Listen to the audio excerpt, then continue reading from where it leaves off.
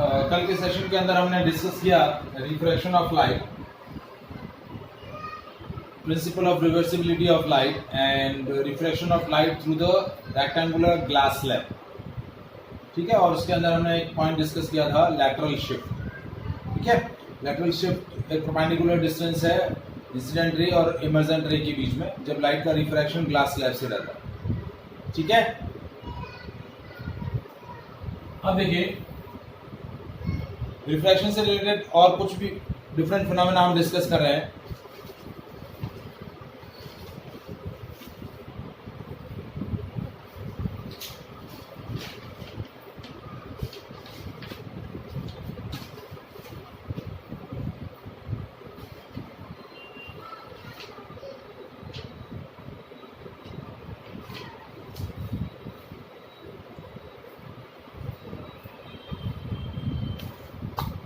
So now we'll discuss refraction through combination of media.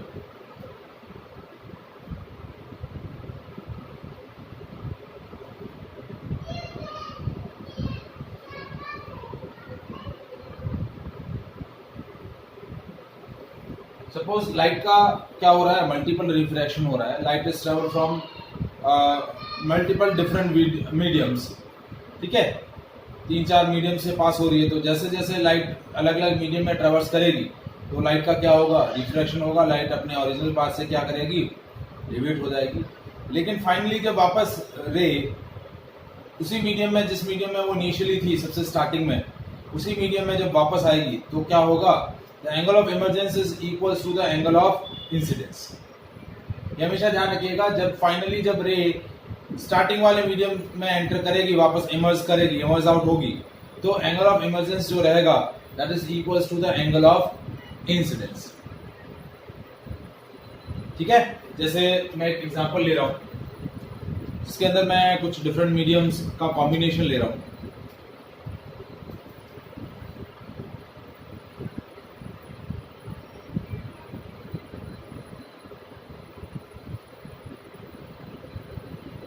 जैसे ये मैंने ले लिया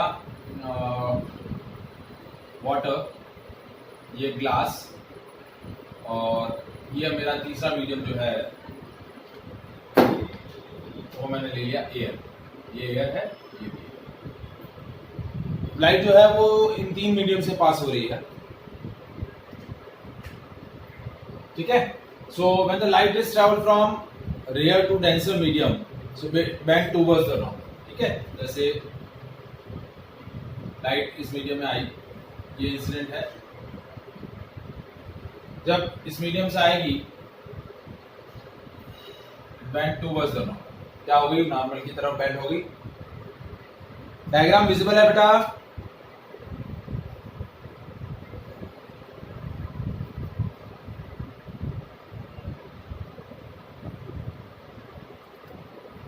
हाँ मान्या, वंदन, डायग्राम विजिबल है? ठीक है, तो क्या हुआ, अब जब लाइट वापस, ये आपका क्या हो जाएगा, अब जब लाइट वापस, थोड़ा समय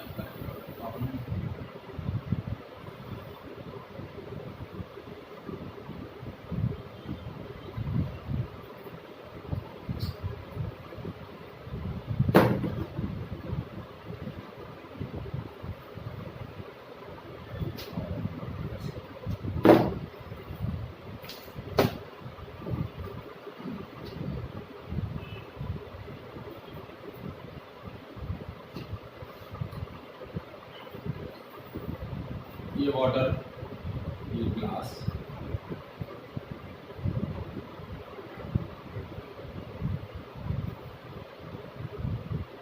ये एंगल ऑफ इंसिडेंस,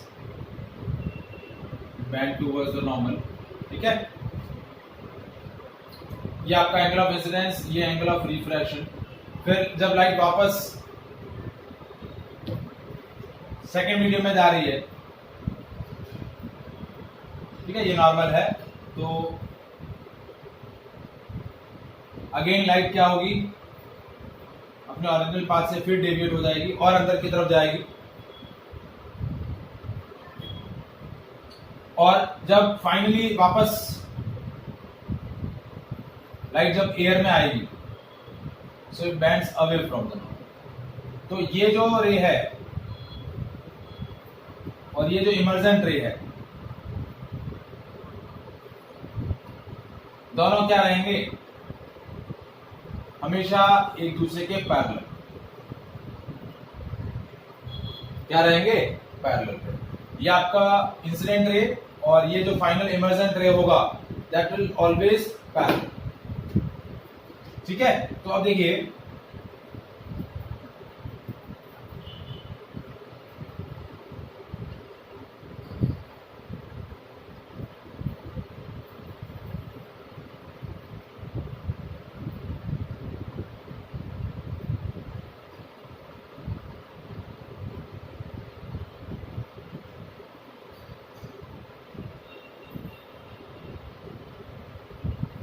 ठीक है। अब ये एंगल आपका R1 है, ये वापस R1, ये R2, ये भी R2, और ये angle of E, angle of emergence.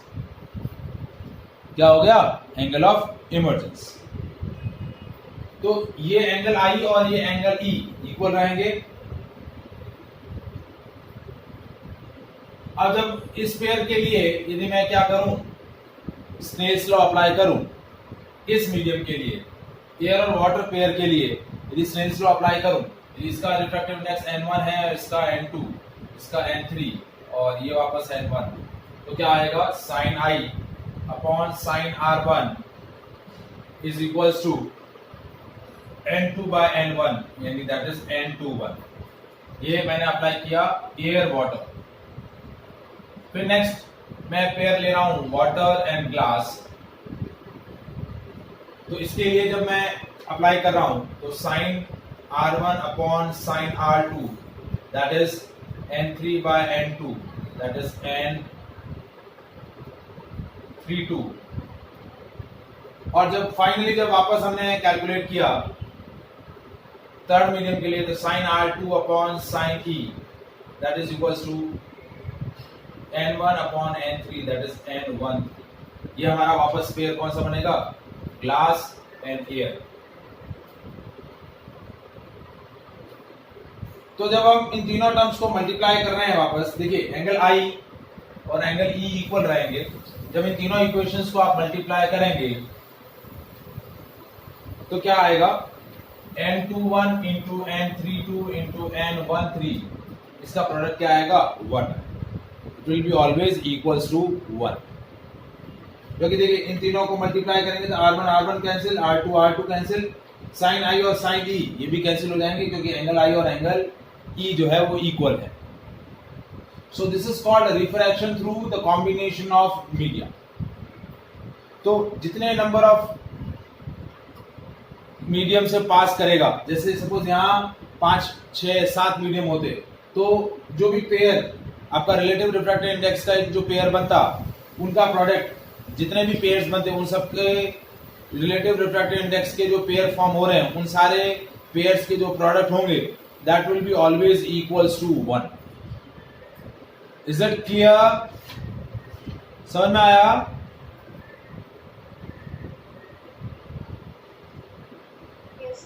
This is called refraction through the combination of media.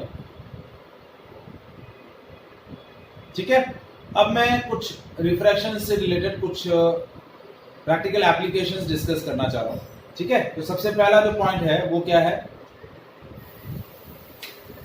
whenever the refraction of light is take place, जैसे प्रैक्टिकली जब आप देखते हैं, जब आप किसी भी ऑब्जेक्ट को, जैसे आपने पेंसिल को वाटर के अंदर इंसर्ट किया है, तो उसका पॉइंटेड एंड जो है वो आपको क्या होता है, ऊपर की तरफ ऑब्जर्व होता है।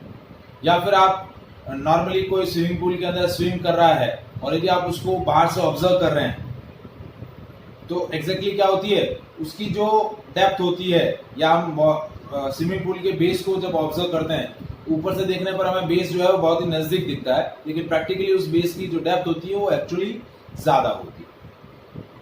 उसी तरीके से आपने लोअर स्टैंडर्ड के अंदर पढ़ा होगा ट्विंकलिंग ऑफ स्टार, तो उसमें हमने क्या ऑब्जर्व किया है कि जो एटमॉस्फेरिक रिफ्रैक्शन की वजह से स्टार की जो एपरेंट पोजीशन बनती है वो उसकी एक्चुअल पोजीशन से कुछ ऊपर बनती है,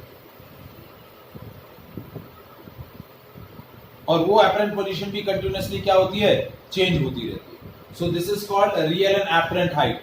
और जो मैंने स्विमिंग पूल और जो प्लांटेड एंड जो है वो लिफ्टेड अप रहता है, तो that is called real and apparent height, sorry real and apparent depth. तो अब हम डिस्कस कर रहे हैं एप्लीकेशंस ऑफ रिफ्रैक्शन। तो उसके अंदर दो पॉइंट हमें डिस्कस करने हैं, एक है real and apparent depth and second हमें जो डिस्कस करना है रियल एंड एपरेंट हाइट। ठीक है, तो देखिए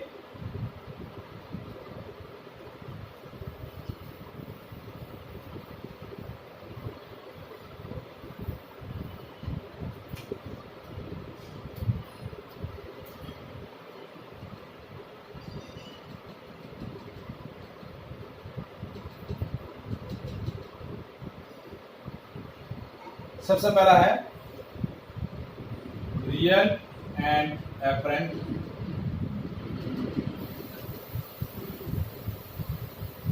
ठीक है। Suppose you are taking a glass container, in you are taking liquid, ये हमने एक लिक्विड ले लिया, ठीक है, और इस लिक्विड की जो हाइट है वो डी, या हमने ऐसा बोल दिया कि एक ऑब्जेक्ट है,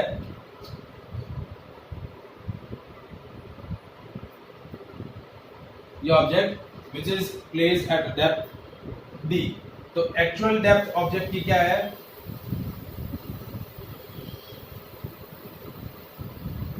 दैट इज डी।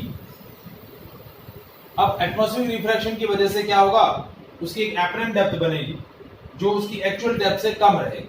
तो देखिए इस ऑब्जेक्ट से लाइट का रिफ्रैक्शन हो रहा है, one light ray is passing through the surface या the surface which separating the two media perpendicularly goes straight without any deviation. ये लाइट रे सीधा चला गया विदाउट एनी डेविएशन, और दूसरा लाइट रे जब ऑब्लिकली पास हुआ इस तरीके से, तो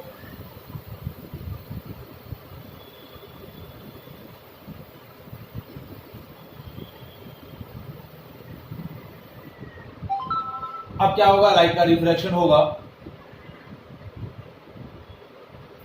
देखिए ये आपकी डेंसर मीडियम है और ये एयर है, तो light when travel from denser to rare it bends away from the normal. क्या होगा, लाइट नॉर्मल से दूर बेंड हो जाएगी, ये लाइट बेंड हो गई, ठीक है। This is angle of incidence, this is angle of reflection. और जब इस एपरेंट या जो रिफ्रैक्टेड रे है, when we meet this in a backward direction, so it will be meet here with this refracted ray, तो ये आपकी क्या बन जाएगी, इमेज पोजीशन। क्या बन जाएगी, इमेज पोजीशन। ये आपकी रिफ्रैक्टेड रे थी, इस रिफ्रैक्टेड रे को जब हम पीछे की तरफ एक्सटेंड कर रहे हैं, so it will be meet with this second refracted ray at this point I। तो I जो है वो आपकी क्या है, इमेज पोजीशन है, और इमेज पोजीशन जो है वो किस डेप्थ पे है, D डैश। तो एपरेंट डेप्थ जो बनी ऑब्जेक्ट की, या एपरेंट डेप्थ ऑफ इमेज हम बोले हैं, दैट इज D डैश। तो ये D डैश और D का क्या रिलेशन है वो हमें डेराइव करना है, ठीक है। तो देखिए ये एंगल I है, तो ये एंगल भी I होगा, ठीक है, और ये एंगल R है, तो ये वाला एंगल भी क्या हो जाएगा, R। ये दोनों एंगल समझ में आए किस अकॉर्डिंग मैंने कंस्ट्रक्ट किए हैं।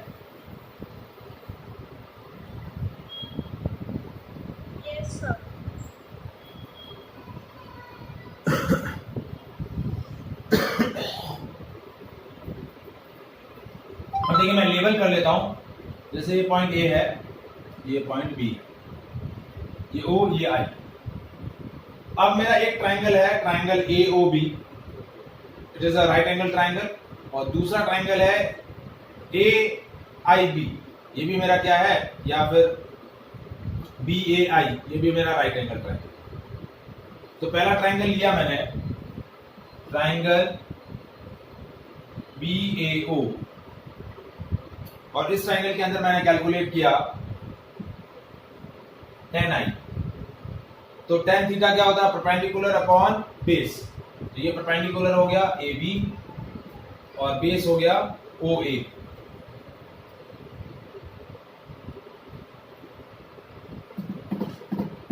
ठीक है। अब दूसरा ट्राइंगल लिया मैंने, AB की वैल्यू तो AB रखी, OA की जो हाइट है या डेप्थ बोले वो D, तो tan I की वैल्यू हो गई AB बाय D। फिर दूसरा ट्राइंगल लिया, ट्राइंगल BAI, इसके अंदर मैंने कैलकुलेट किया tan R। तो tan R की वैल्यू हो गई, परपेंडिकुलर अभी भी AB है और बेस है मेरा AI, तो ये हो गया AB upon I, sorry AB upon D dash, क्योंकि मेरी AI की जो डेप्थ है वो कितनी है, D डैश। अब मैंने क्या किया, इन दोनों को डिवाइड कर दिया, tan I upon tan R, so that is AB by D upon AB by D dash. तो AB से AB कैंसिल हो गया, tan I upon tan R that is equals to D dash upon D।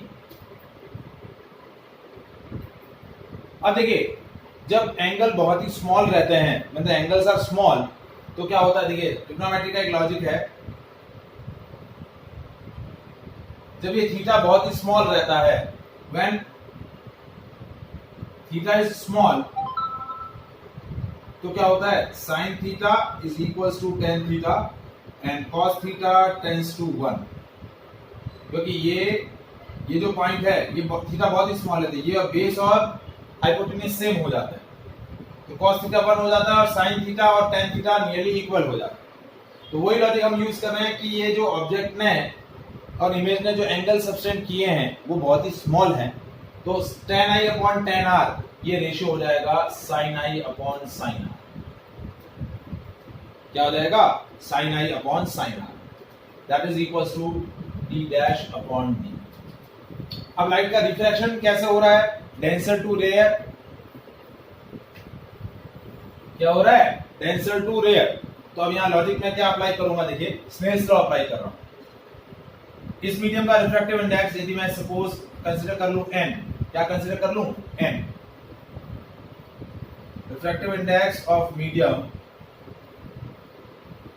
मैं ले लूं n। तो initially रे जो है वो डेंसर मीडियम है, तो n into sine I is equal to 1 into sine are.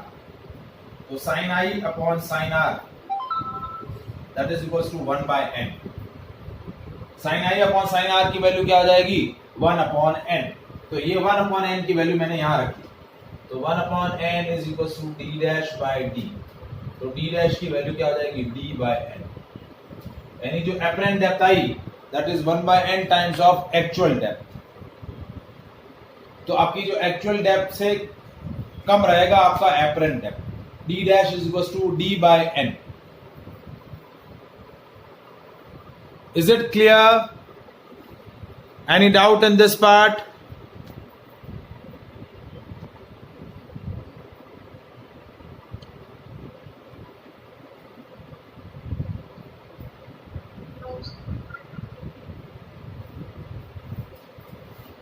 समझ में आया बेटा?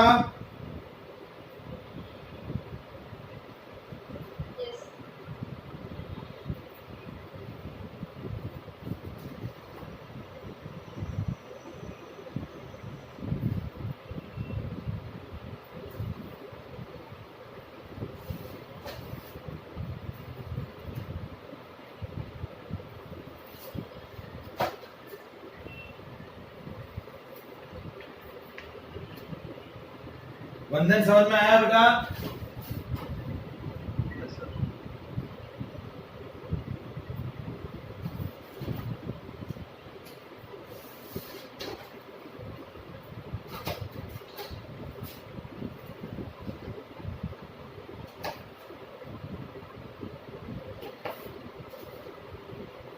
Now will discuss real and apparent height. अब सपोज यदि रिफ्रैक्शन आपका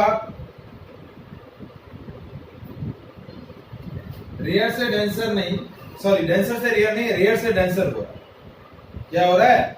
रेयर से डेंसर हो रहा है।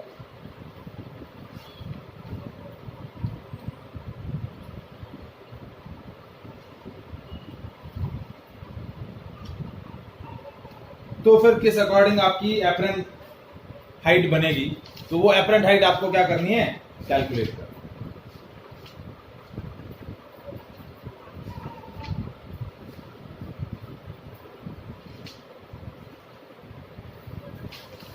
तो देखिए कैसे करेंगे। रियल एंड एपरेंट हाइट,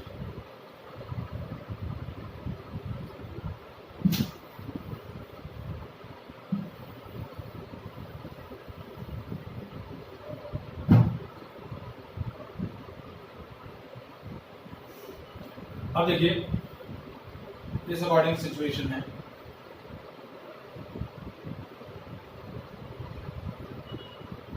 ये लाइन है जो दो मीडियम को सेपरेट कर रही है।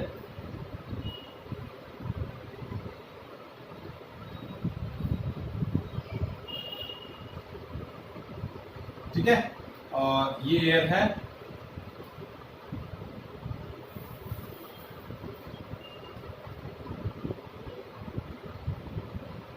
ये ऊपर वाला मीडियम एयर है, नीचे वाला कोई भी डेंसर मीडियम ले लिया।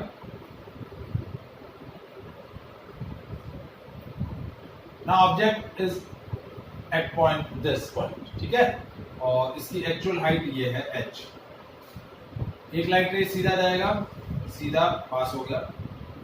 Second light ray is incident obliquely.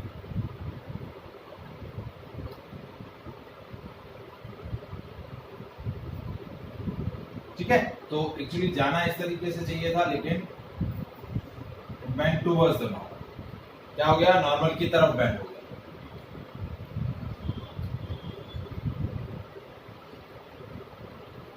सो जब इस रे को मैं पीछे की तरफ एक्सटेंड करूं, दोनों रे को, दोनों रिफ्रैक्टेड रे को, एक रे ये है और दूसरा ये,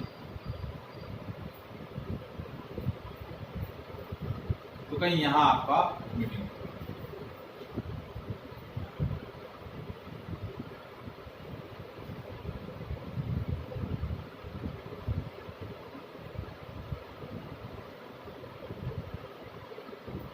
तो आपका एंगल ऑफ इंसिडेंस कौन सा है? नॉर्मल के साथ ये एंगल ऑफ इंसिडेंस है और ये एंगल ऑफ रिफ्रैक्शन।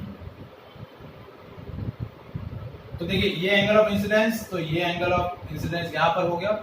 ये एंगल ऑफ रिफ्रैक्शन, तो इसका वर्टिकल अपोजिट ये एंगल ऑफ रिफ्रैक्शन, ये तो ये भी एंगल ऑफ रिफ्रैक्शन। ठीक है, ये एंगल ऑफ रिफ्रैक्शन, तो ये vertical opposite angle of refraction, और ये एंगल ऑफ रिफ्रैक्शन, तो ये भी आपका एंगल ऑफ रिफ्रैक्शन। तो अब लेबलिंग वही, ए बी, ये ऑब्जेक्ट, ये इसकी इमेज, और इमेज की जो लोकेशन है वो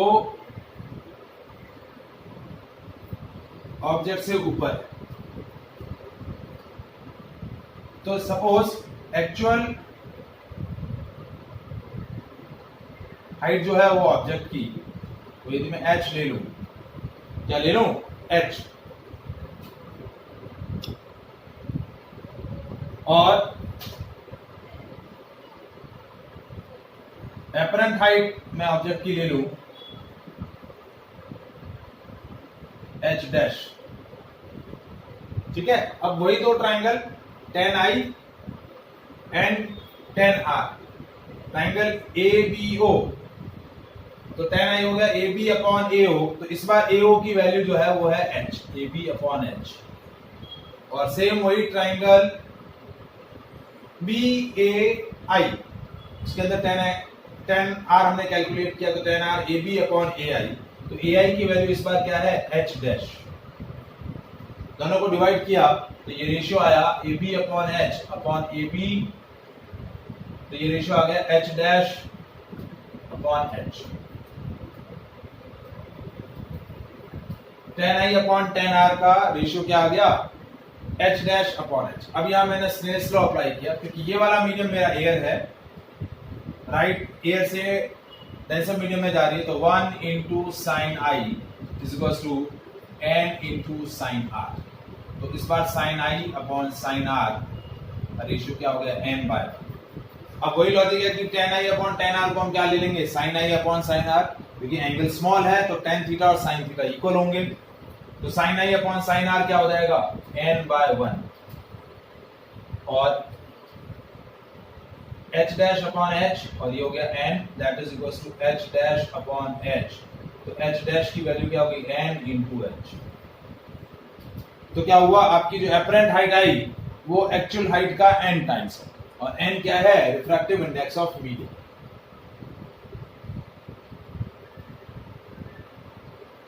इज इट क्लियर?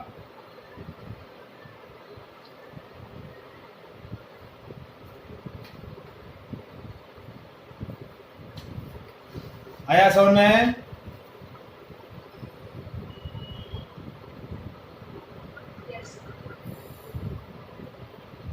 ठीक है, तो ये हुआ आपका रियल एंड एपरेंट हाइट और real and apparent depth.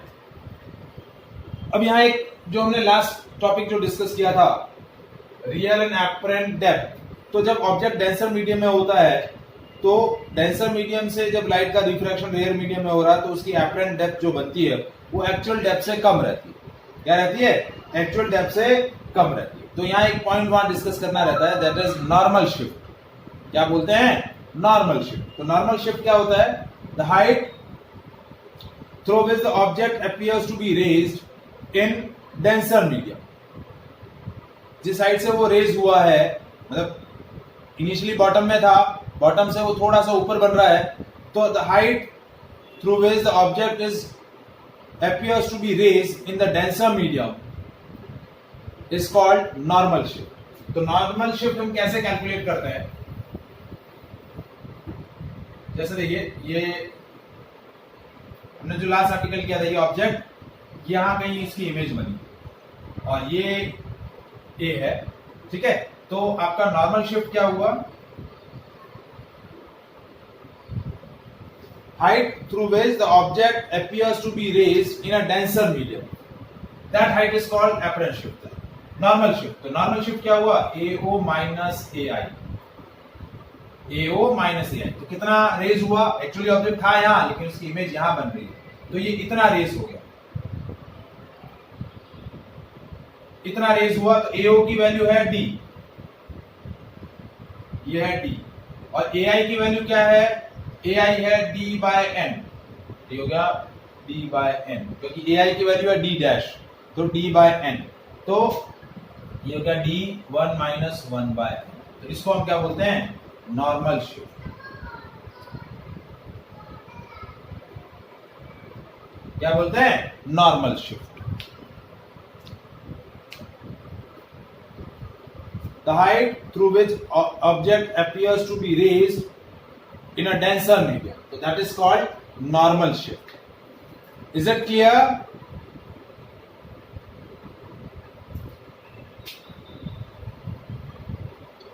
any doubt?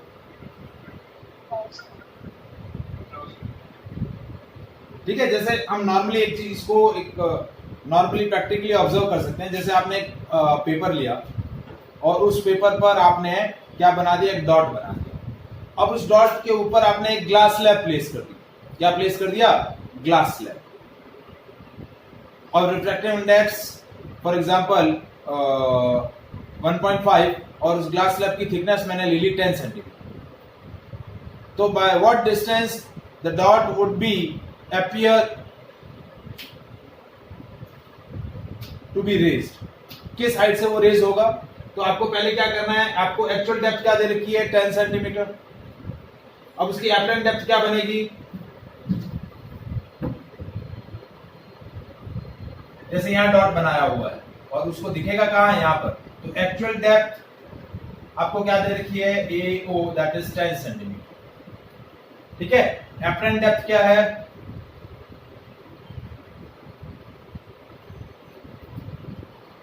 That is AI, that is D/N, तो 10/1.5, ठीक है। तो ये हो गया 20/3 सेंटीमीटर। तो आपकी नॉर्मल शिफ्ट कितनी हुई? नॉर्मल शिफ्ट हो गई 10 - 20/3, ये हो गया 10/3 यानी 3.33 सेंटीमीटर।